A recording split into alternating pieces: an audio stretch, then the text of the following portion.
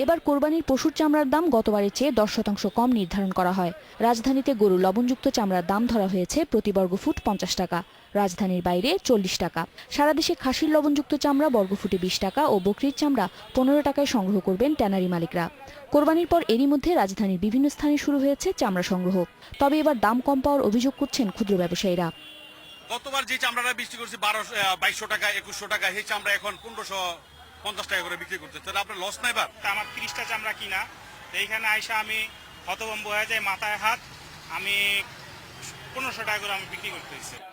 অন্যদিকে আড়তদাররা বলছেন লবণযুক্ত চামড়া নির্ধারিত দামের চেয়ে বেশি দামেই বিক্রি করতে হবে তাদের। এজন্য লবণের বাড়তি দামকেই দুষলেন তারা। গতবার যে লবণের বস্তা 74 কেজি লবণ কিনেছি আমরা 450 টাকায়, ওই লবণের বস্তা আমাদের কিনতে হচ্ছে 1450 টাকায়, প্রায় 1000 টাকা বেশি।